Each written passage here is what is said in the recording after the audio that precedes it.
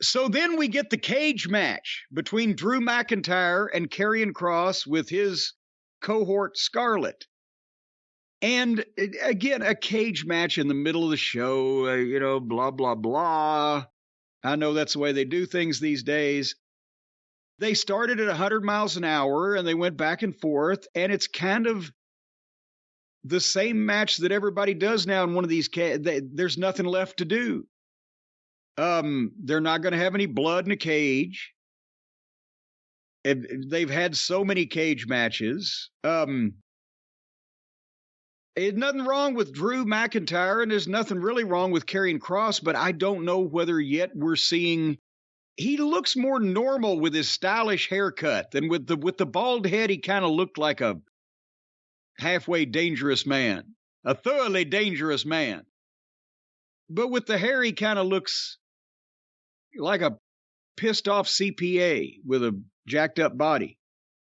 They bounce each other off the cage. It's just a match you see a lot. And then McIntyre superplexed Kross off the top of the cage, got a big pop, and the Saudis chanted, "Holy shit."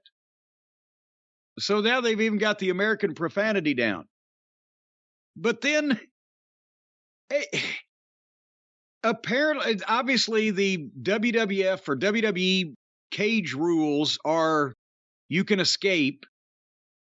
So McIntyre's going to go out the door, and the referee opens it, but Scarlett maces or pepper sprays or whatever the substance is alleged to be Drew McIntyre in the face and gets the second referee that's holding the door for good measure.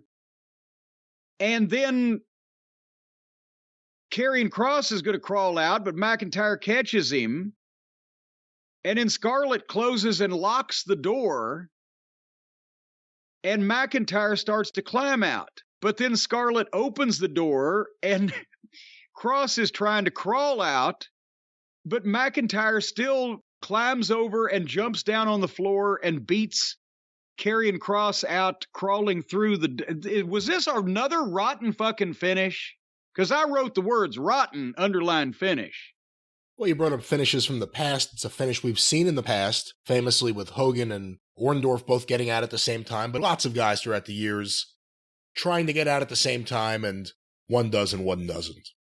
But this was an old school WWE finish. Yeah. Well, yeah, which never made any sense anyway, getting out of a fucking cage to begin with, as we've talked about many times on this program. But it wasn't like this was a split-second edge of your seat.